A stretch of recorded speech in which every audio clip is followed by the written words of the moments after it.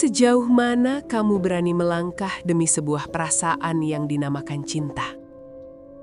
Apakah kamu cukup berani untuk merubah identitas aslimu?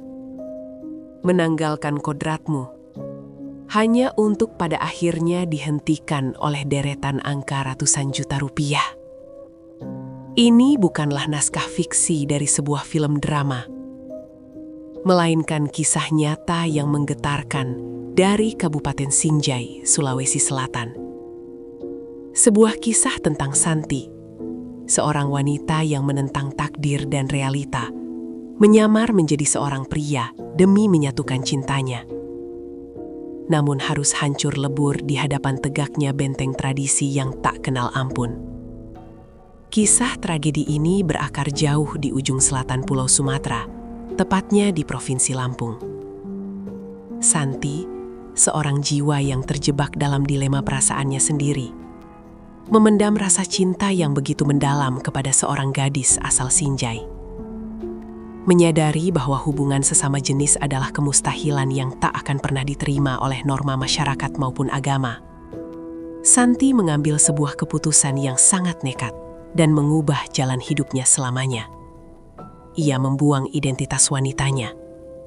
Rambutnya dipangkas habis, cara berjalannya diubah, dan namanya berganti menjadi Andi. Santi mati hari itu, dan Andi lahir demi sebuah misi cinta yang buta.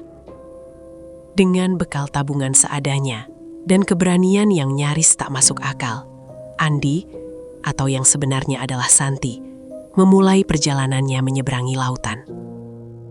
Perjalanan ribuan kilometer dari Lampung menuju Sulawesi Selatan bukanlah sekadar perpindahan geografis, melainkan sebuah pelarian dari realitas menuju ilusi yang ia ciptakan sendiri.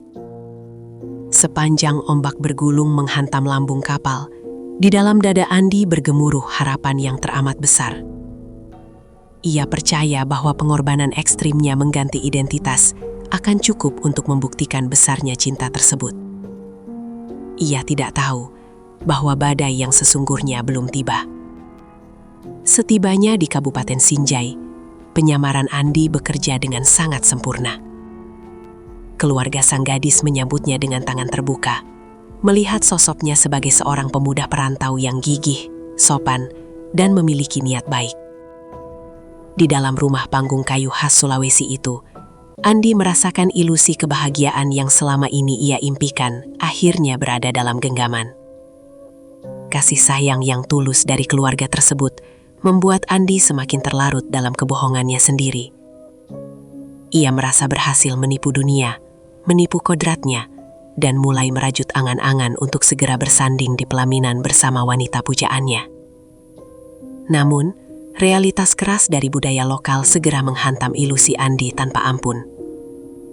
Dalam tradisi masyarakat Bugis Makassar, pernikahan bukanlah soal penyatuan dua hati, melainkan tentang kehormatan keluarga yang disimbolkan melalui uang panai. Saat membicarakan keseriusan hubungan, pihak keluarga perempuan menyebutkan sebuah angka yang membuat darah Andi seakan berhenti mengalir. 250 juta rupiah.